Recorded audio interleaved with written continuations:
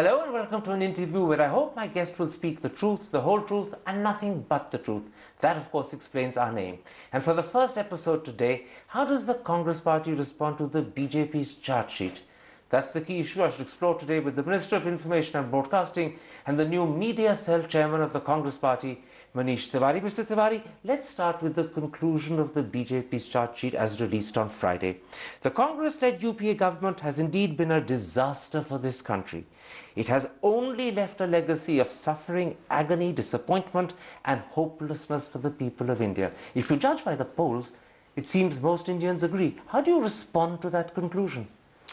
Well, I think, Karan, it's a bit of an oxymoron that a party which is quick to charge is completely reluctant even to release a manifesto as we go into the first phase of polls 2 days down the line. I accept that's a true case, but what about the argument I'm putting to you? They claim you've created hopelessness. You're not answering that. So therefore, what else do you expect the Bharatiya Janata Party to be saying? And if anybody was to make a sober judgment of the 10 years of UPA's rule, you would find that both on the counts of equity and growth, this government has acquitted itself very well. Well, actually, let's take up that challenge and let's begin by focusing on your economic performance. You inherited an economy that was growing at 8.5%. You're handing over an economy that's struggling to grow at 5%. What's even worse, the finance minister's claim in his budget in February that he would achieve 4.9% growth this year and that the fiscal deficit would come in at 4.6, both now look as if they're unlikely to be achieved. And practically every economist and industrialist says that the substantial share, if not the majority share of the blame for the slowdown is your government's. And I ask you bluntly, how much of that blame are you prepared to accept? Well, first of all, Karan, we did not inherit an economy which was growing at 8.5%. Yes, you did. Mr. Chidambaram confirmed that in his first economic survey. If you look at 1998 to 2004 in a perspective, the growth rate was 5.9%. So therefore, but the growth rate in the last year was 8.5. No one can deny it. No one can deny it. Well, in the sense that when you look at growth rates, you look at growth rates on an average. And therefore, if you look at the growth rate between 2004 and 2014, despite two international economic meltdowns, the 2008 crisis and the Eurozone crisis, the economy still grew at 7.9%. The matter is that you inherited an economy growing at 8.5. No matter what sophistry you use, you can't deny it. Mr. Chidambaram confirmed it in his first economic survey, and you're handing over an economy that isn't even going to grow at 4.9.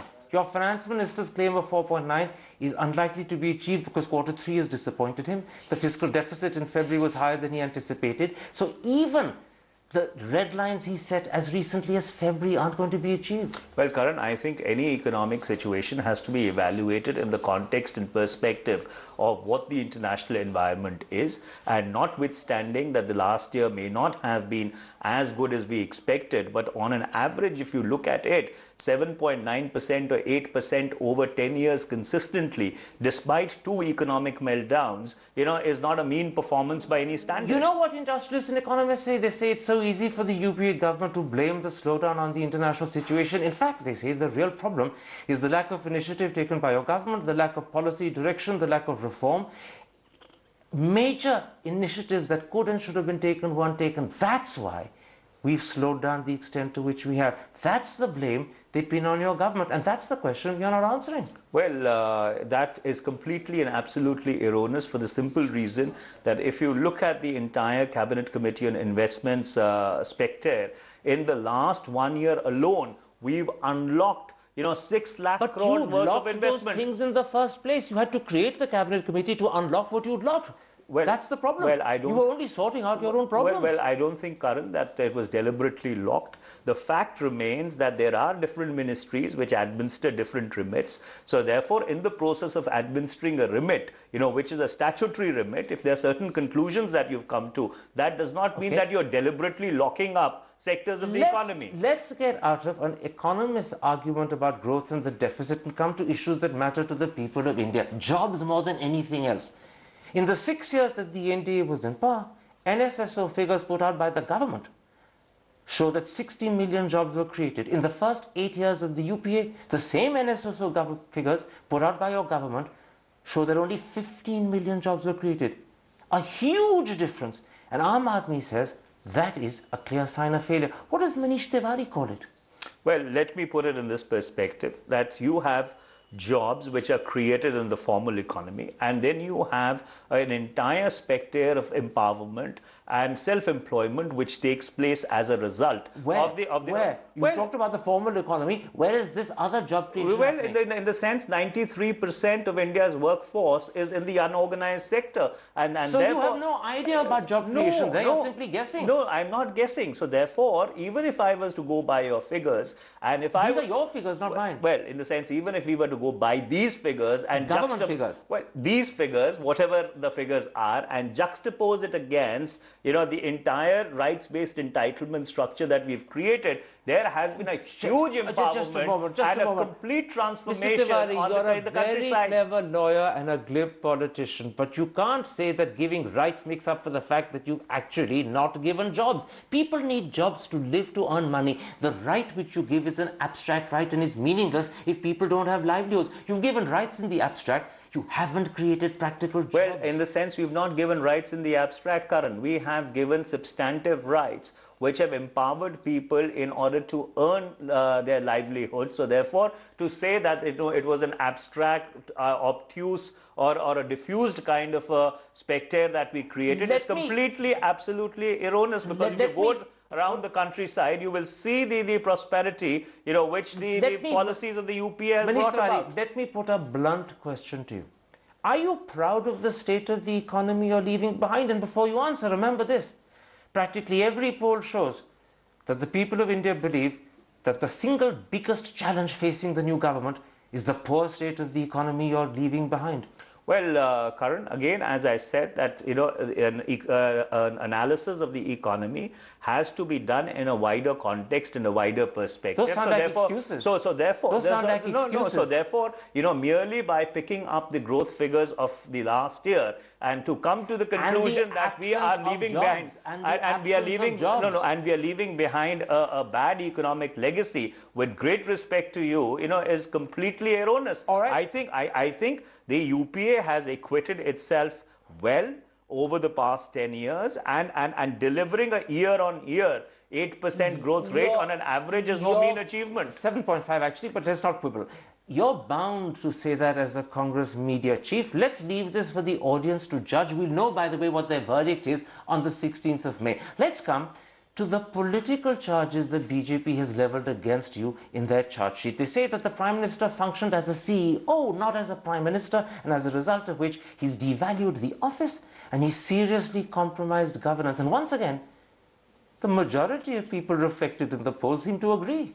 Well, insofar as the Prime Minister is concerned, or the office of the Prime Minister is concerned, let me put it to you unequivocally and bluntly that the Prime Minister has not only conducted himself with gravitas, but has conducted himself in a manner which befits the Prime Minister of India. So therefore, this entire canard that he functioned as the CEO and the remote control was somewhere else is totally and absolutely erroneous. It's not how the Prime Minister conducted himself that I'm talking about. It's how other people, particularly Sonia Gandhi and Rahul Gandhi, viewed and treated the Prime Minister. And let me give you two recent examples of how Rahul Gandhi has compromised the Prime Minister and Dr. Manmohan Singh couldn't do a thing. First was the ordinance which Rahul Gandhi called complete nonsense, and the Prime Minister withdrew it within hours.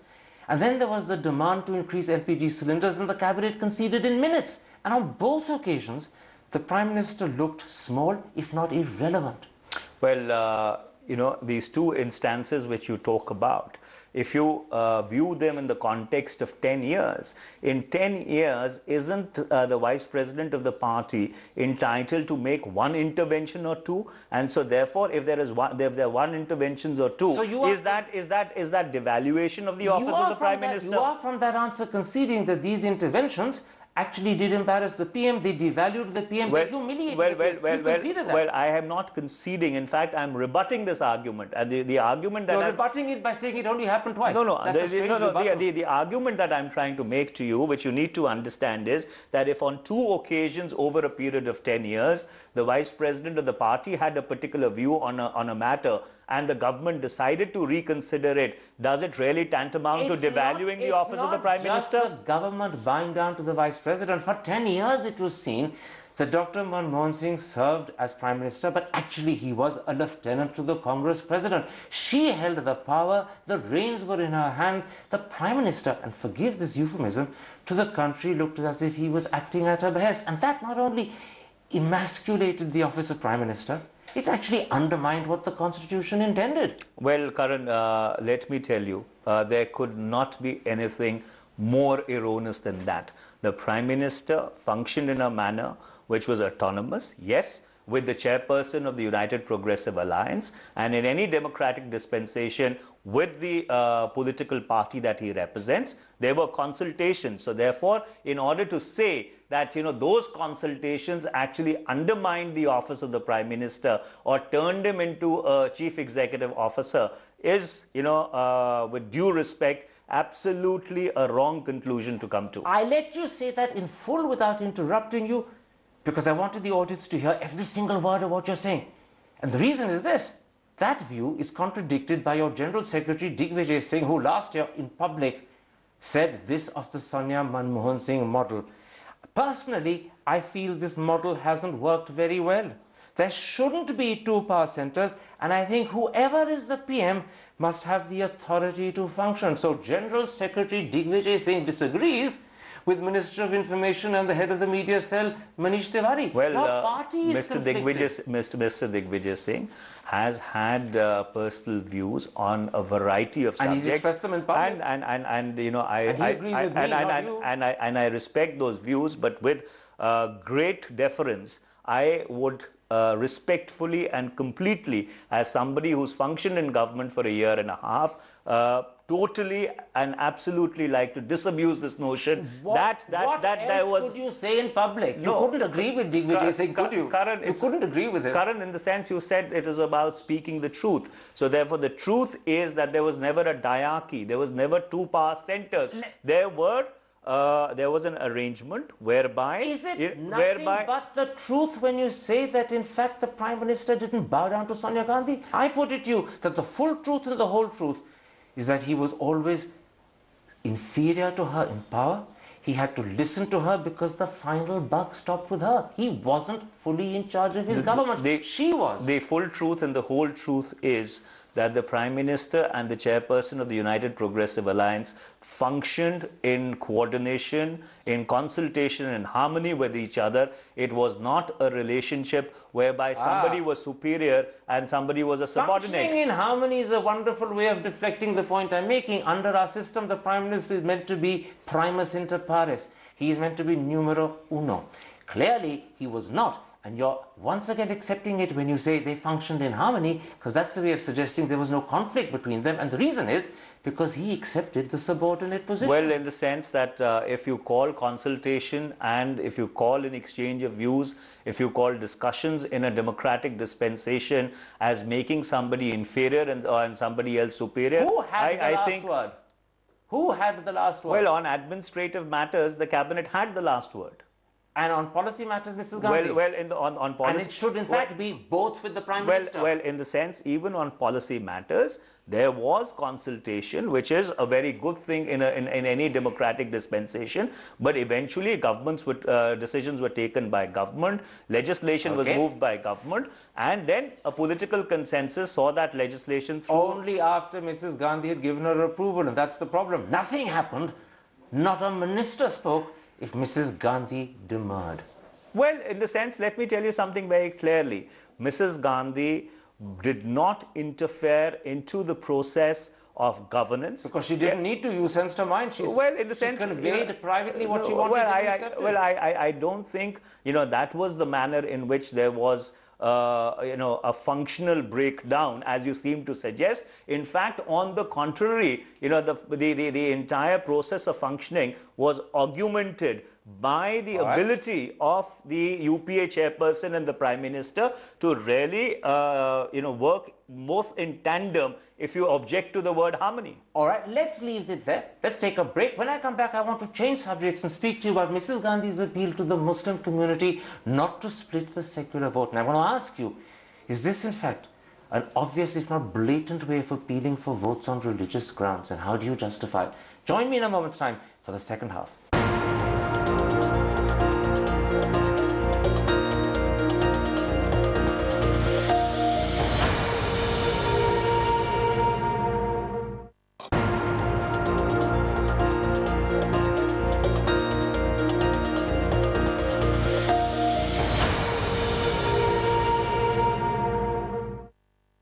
Welcome back to Nothing But the Truth with Information and Broadcasting Minister Manish Tewari. Mr. Tewari, let's come to Sonia Gandhi's appeal to Muslim clerics and Maulanas headed by the Shahi Imam of the Jama Masjid not to split the secular vote. The matter is now before the Election Commission, and the accusation is that this is a blatant way of appealing for votes on religious grounds. How do you respond to that?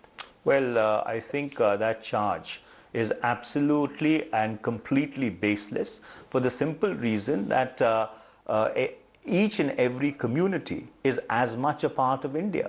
Each and every community, has an electoral voice in the Indian context. And so therefore, if, let us suppose, the Congress party or the Congress president, does talk to different sections of people, during a parliament election, what is really so objectionable about it? I'll give you three reasons why people believe that this is blatant vote seeking in the name of religion. First of all, if Sonia Gandhi wasn't appealing to Muslims on the basis of their religion, why did she only meet Maulanas and clerics brought by the Shahi Imam? Clearly, that gives the game away. Well, I think, Karan, on the contrary, meeting with a particular section of society it's not does not it's only Maulanas, only clerics brought by the Shahi Imam. Does not preclude that you're not meeting with other sections of society. In fact, the people who make this charge are attempting to put a spin and try and communalize an election and see motives where none exist. It's not a general appeal that she addressed to the Muslim community. It was a specific appeal addressed to Maulanas and clerics brought to her by the Shahi Imam, and she was speaking, in fact, to them knowing that they are religious figures. The very attendance at the meeting, the very group of people she spoke to gives the game away. Well, I think if somebody wants to meet the Congress president, or if somebody, chooses to have a dialogue with the Congress president in the heterogeneous democracy that we are, in order to attribute motives to that and say that it is an attempt to polarize the election, I think, Karan, is not a fair way of looking at the situation. Let me give you the second reason why people believe that, in fact, Sonia Gandhi was doing nothing more than appeal for votes on religious grounds. She hasn't made any similar appeal to the Hindu community or to any section of the Hindu community not to split the secular vote. That, once again, underlines and emphasizes the fact that when she did speak to Muslims, she was doing so as Muslims, not as citizens of India, not as members of any organization. Karan, is the election over as we speak? The election is not over. The election. Up for the lapse by now quickly issuing an appeal it's to not. Hindus. I'm not saying that. All I'm trying to say is that in an electoral situation, you reach out to different sections of society, and so therefore, if we've reached out to a particular section of society, to call it communal polarization, and then we reach out to somebody else, then to term it as a balancing act. This is, you want to have your cake and eat it too. I talked to three reasons. Let me give you the third. The third is, in fact, a point made by Arun Jaitley. He says Sonia Gandhi is trying to indirectly impute that the majority vote is not a secular vote. Is Sonia suggesting that Hindus who vote for the BJP are not secular? Well, that is Mr. Jaitley's point of view. I'm asking the question. I certainly do not believe that a very large section of liberal, pluralistic people who come from the majority community, to use your terminology, are more than secular, and they're extremely concerned about the direction this country is taking. Let's clarify. Sonia is not saying that Hindus who vote for the BJP are not secular. Well, all that the Congress president has said, that this election is about two competing visions of India, a secular vision represented by the Congress party, a theocratic vision represented by the BJP. My question, is it? And so therefore, you need to support the secular vision irrespective of the religion or community you come from. Let me put it like this. The reason why there is a problem is because each and every time when the Congress party presents itself to the Muslim community as the only party that can protect their interests, and at the same time presents the BJP as the biggest threat to their interests, what you are doing is to play with their sense of religious insecurity and convert it into a political weapon or a political strategy. Well, that is why you are using religion, be it subtly or be it blatantly. Well, on the contrary, the Congress stands for the preservation and protection of each and every section of society. We have never ever believed that one section needs to be favored over another. But the true test of a democracy is not how you treat your majority, but how you treat your minority. This issue, as I said, has gone before the Election Commission. If the Election Commission were to admonish Mrs. Gandhi, as many believe could happen, would Congress be embarrassed? Well, Karan, the matter is before the Election Commission, and we do hope that the Election Commission will appreciate and will understand the context and in the circumstances in which the meeting took place. Because but what if they admonish her, which they may? Well, in the sense you are talking about a hypothetical situation, and as spokespersons, the one thing that you learn is never to answer a hypothetical But the question. problem you face in a spokesperson, you could face it in days, is that the president of the party, a lady that you revere, may be admonished, perhaps in the strongest terms, by the Election Commission. And I'm asking a simple question. And Karan, won't that embarrass you enormously? And Karan, on the contrary, you may also have a situation whereby the Election Commission may understand, the extremely noble and the very politically correct imperative which is a part of the electoral dynamic. All right, for your sake, I hope that's what happens. But in the meantime, thank you very much for this interview. Thanks.